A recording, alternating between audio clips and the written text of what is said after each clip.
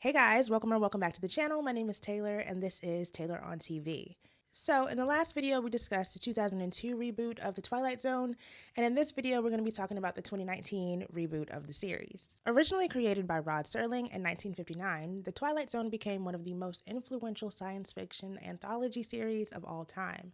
Fast forward 60 years later, and in 2019, this new iteration was developed by Simon Kinberg, Jordan Peele, and Marco Ramirez. Jordan Peele, who is known for his work on Get Out and Us, not only served as the executive producer for this reboot, but he also took on the role as the narrator. So in my last video, I discussed how Forest Whitaker in the 2002 reboot did not make any sense to me as the narrator.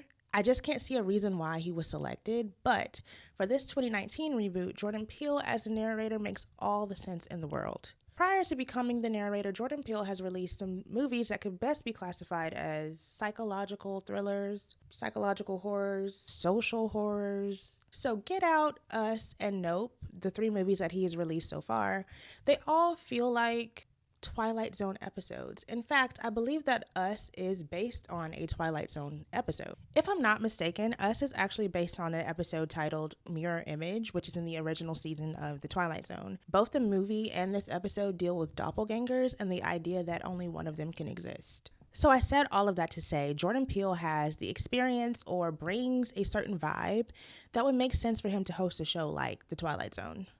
The reboot premiered on April 1st, 2019 on CBS All Access and was renewed for a second season halfway through the first set of 10 episodes. The second season was released in its entirety on June 25th, 2020, but in February 2021, the producers announced that the series would not return for additional seasons. So I've been hearing a lot that the reboot did not do well, and I'm not sure why, especially considering how well Jordan Peele films do. In fact, it seems like everybody is trying to recreate the magic of Jordan Peele films, and when you get down to the root of it, a Jordan Peele film is essentially an extended Twilight Zone episode. So I have a theory that the reason why the show didn't do so well is because of the time period it came out in. The first season came out in 2019 and then it was greenlit for a reboot in 2020, but we all know what happened in 2020. I really think that season 2 got lost in the sauce and it didn't perform well. Therefore, it did not get renewed for a third season. With all the people on TikTok looking for plot twists or enjoying Black Mirror style TV shows, you would think that this would do well. So really, I think it just didn't get the proper advertisement. I think that if it was advertised well, or if it tried to get put out again today when TikTok is on an uptick and everybody's promoting things, I think it would stand a chance because it's right up everybody's alley. And surely everybody would want to watch these episodes. I just think nobody knows about them. And that leads me to the purpose of this video. I want to share some of my favorite episodes from the 2019 reboot, and hopefully you guys will check it out. All the episodes are currently available on Amazon Prime. And another thing that I really like about it on Amazon Prime, they actually feature all the episodes in black and white. So you can watch it just like you watched the original Twilight Zone in black and white. So without further ado, let's get into 3 of my favorite episodes from the 2019 reboot of The Twilight Zone. So the first episode is called Meet Me in the Middle. So this episode follows a socially awkward single man named Phil as he begins hearing a woman's voice in his head. His therapist suggests that he is suffering from an identity disorder. However, he leaves his therapist after he discovers that he can talk back to the voice. I would take that as a sign that I needed further assistance if I could have conversations with the voice. So in the beginning, Phil and the woman in his head whose name is Annie, they argue over whose head is whose head or who's in whose head. So Annie thinks that Phil is in her head and Phil thinks that Annie is in his head. And they argue at first and they agree to just shut up and stop bothering each other. But eventually they become friends. And you know where this is going. After friends, they become more than friends. And at this point, sir, you need to go see the lady. You need to book another appointment. Because if you're going with somebody in your head. So eventually the two decide that they want to meet up in real life. Now while Phil is on his way to go see Annie, he's hearing some strange thoughts from her, some panicky thoughts. She's expressing that there are people looking at her or there's a man like following her. So imagine like you're on the phone with like your friend or a significant other and you can hear them panicking. and you're trying to get to them as fast as you can, except that this is all happening in your head. So eventually Annie goes quiet and Phil is panicking because he can't get her to respond back to him. So he finally gets to the place where they're supposed to meet up and he's asking people if they've seen Annie. I forgot to mention that he looked up Annie on Facebook, so he does have a picture of her and what she's supposed to look like. So he's showing people in this town this picture of Annie and asking if anybody has seen her, and nobody knows what he's talking about. So while Phil is looking for her, Annie eventually starts talking again and she explains that she's been abducted by a man. So she gives Phil these directions to where she is, or where she believes she is. So when he gets to the house that Annie described, a man opens the door. And so he asks Annie in his head, what does the man look like? What is the man wearing? And sure enough, Annie describes the man that is standing right in front of Phil. So Phil decides to attack the man. And when I say attack, he actually takes this man's life. So after Phil takes this man's life, he looks up and there is a woman and child staring at him. The woman is actually the woman that Phil saw in the pictures on Facebook. However, the woman doesn't seem to know who Phil is. Phil tries to explain that it's him, the voice in her head, but this woman has no idea what he's talking about and calls the police. So the police arrive at the scene and they arrest Phil, and the woman is stating that she has no idea who that man is and why he would just break into her house and kill her husband. So Phil is sitting in the back of a police car and he's trying to get Annie to respond to him in his head, and she's not saying anything.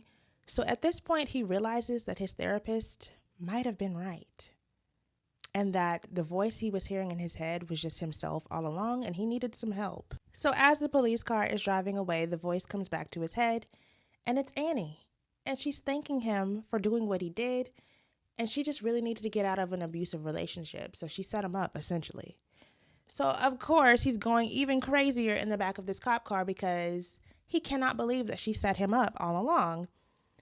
And that is the end of the episode. I kind of think that this could be an open ending. I think that there's a possibility that this is still all in Phil's head, and it's a way for him to cope with the fact that he has a voice in his head. So in the end, by having Annie come back and saying, yeah, it was me, I just set you up, I think it's a way for his mental to cope. Like, it could go either way. It could really be her saying, yeah, I set you up, or it could be a way to soothe himself or to say, you're not really crazy. She did set you up, and that's the only explanation. So let me know if you guys think that this could be an open ending, like it could go either way, or do you think that she just set him up and that's all there is to it? So the next episode I want to talk about is called Ovation, and this is probably my favorite episode from this reboot, and it's starring Journey Smollett. So the episode starts off with a disgruntled pop star named Fiji. She walks up to a street performer named Jasmine, played by Journey Smollett. So Fiji gives Jasmine a medallion, and since Fiji is this huge pop star, Jasmine just thinks it's a form of payment. So while Fiji and Jasmine are having a conversation, a crowd spots her and they go crazy. Think like Michael Jackson level of stardom. Like, these people are losing their minds over Fiji. So Fiji then walks into the street in front of oncoming traffic and takes her own life in front of all those people. In the days after that, Jasmine begins to write and perform music at the same place where all of this happened. And this talent agent walks up to her and tells her that she should perform on a TV show called Ovation. So think like American Idol. After she has this conversation with the talent agent, Jasmine wants to go tell her family about what happened, and she overhears them talking about her in a negative way. Her family thinks that she doesn't have a chance at being a star, or she should just give up on writing music altogether. And one of the family members who talks about her being talentless or thinking she should give up her job is her sister, which is especially hurtful. But eventually, Jasmine does go on the TV show Ovation, and she wins. Now, when she's on the show, people are going feral for her the same way they went feral for Fiji. Like, it's this creepy applause. Like, people just can't stop clapping and smiling and being impressed by the smallest things that she does. It's really weird. And it starts to make Jasmine feel very uneasy. Like, everywhere she goes, people just want to stop her and take pictures with her. People are literally obsessed. I think there's even a scene where Jasmine's sister is performing an operation, and the surgeons who are in the operating room working can feel Jasmine is in the vicinity, and they start clapping instead of doing the surgery. And then eventually the patient under anesthesia starts clapping too. It's very creepy. It almost reminds me of like Smile. This whole episode feels like very Smile-ish. It's so creepy and unsettling, especially with the pop star aspect. It feels like Smile too. Eventually, Jasmine discovers that it's the medallion that Fiji gave her that's causing people to act like this over her music. The sister, being a hater again, agrees that it has to be something. And I guess after seeing the body under anesthesia clapping, yeah, it has to be something supernatural, because why would that happen? Jasmine gives her sister the medallion to throw into the river, and then Jasmine goes into hiding into this nice little cabin and waits for the fame to die down. And it does, because she's getting like tabloids in the mail, and people are asking like, whatever happened to Jasmine, the singer, whatever happened to her? So she essentially becomes a has-been because she got rid of that medallion. As her popularity declines, a new star is on the rise named Minx. And all of these magazines are starting to talk about Minx and how Minx is the hottest thing ever. And Jasmine starts to get jealous. So jealous that she decides to pop up at this red carpet event. And I don't know how, maybe it's the fact that she spent all this time in a cabin, but her first response to seeing Minx, the new pop star, is to just stab her on the red carpet. So after Jasmine stabs this new pop star, the pop star rolls over, and plot twist, it's her sister. So her sister never got rid of the medallion, and she kept it for herself so that she could become the next greatest pop star. I told you her sister was a hater. So as her sister is bleeding out, Jasmine is trying to get her some assistance, and she's looking around asking everybody for help. But since she's still holding the medallion, everybody is literally applauding her dying. All everybody is doing is just clapping instead of going to call the police, call an ambulance, do something. Nobody is even listening to Jasmine. They're just starstruck by Minx, and her sister dies. And that's the end of the episode. Now, I kind of wonder if the medallion makes you lose your mind a little bit, or I can see why Fiji walked in front of the bus because the fame got so overwhelming. But I just don't understand how Jasmine got to the point of wanting to just stab the next pop star who took her place. I would think her first thought would be go to the harbor and try to find this medallion again, or pop back out and try to make some more music.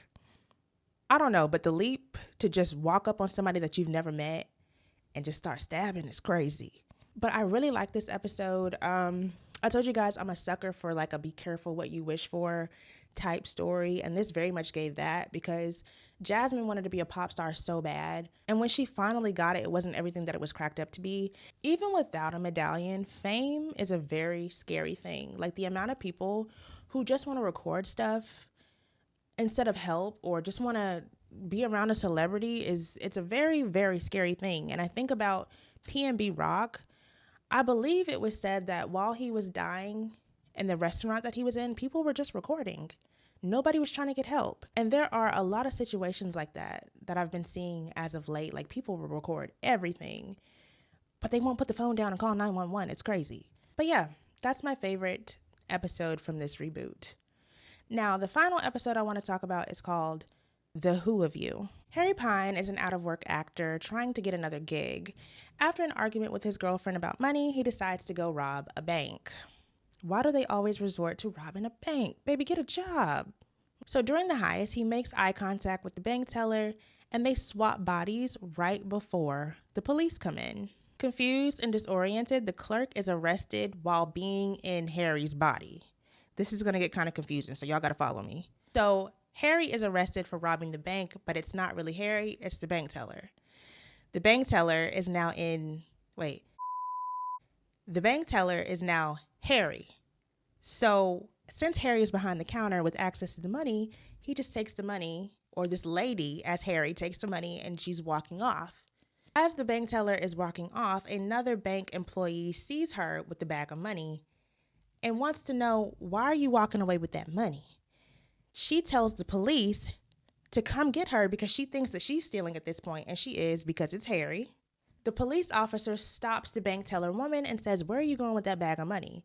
And at this point, Harry looks in the eyes of the alternate police officer and switches bodies again. So now Harry is in this police officer's body. So the way that the jumping around is set up, the person who he looks at last jumps into Harry's original body.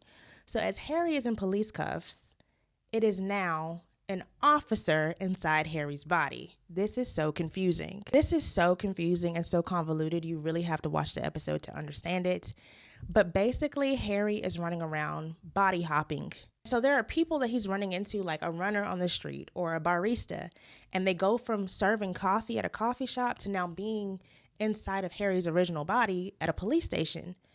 So as they're interrogating Harry, the personalities just keep changing because he's hopping bodies so quickly. Eventually, the main detective who is interrogating him is starting to believe that something supernatural is happening. Eventually, Harry goes to a psychic shop to hide because he doesn't understand how he's able to be swapping these bodies.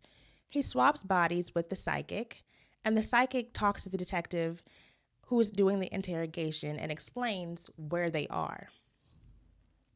So the detective now has a lead on whose body Harry could have. I know this is sounding so confusing. So eventually the detective goes to the psychic parlor looking for Harry in whoever's body it could be. But by the time the detective gets to Harry, he has swapped bodies with a 10-year-old little boy. So the detective eventually catches up with Harry and he's talking to him through a 10-year-old little boy's body. So you have a 10-year-old little boy who is actually a grown man.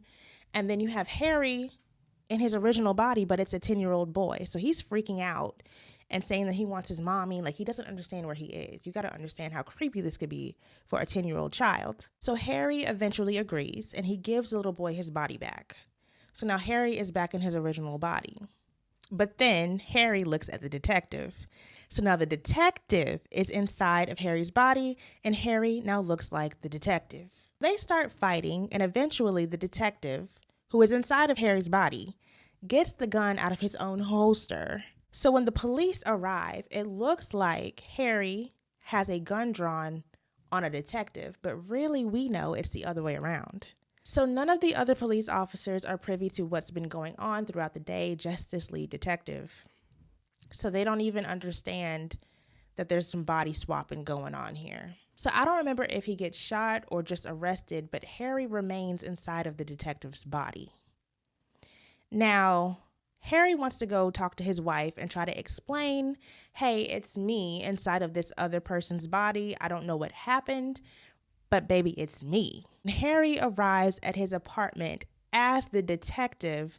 His wife recognizes the detective and greets him with like loving affection, kiss, hug, all the things.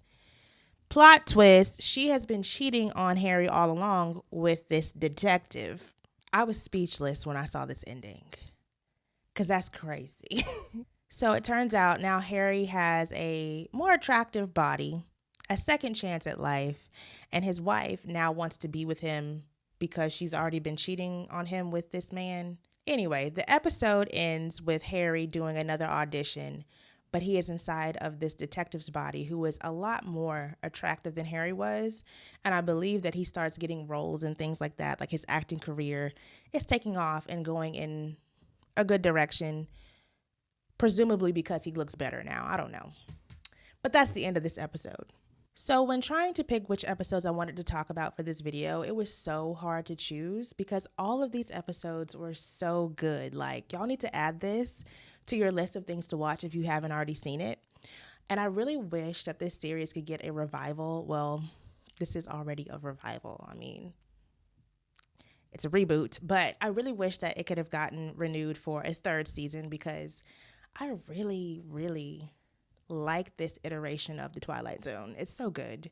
So if you guys have already seen this reboot, comment down below your favorite episodes because I'm curious to know which episodes everybody likes. So that is the end of this video, and it's the end of my Twilight Zone series, or at least until they make another Twilight Zone reboot.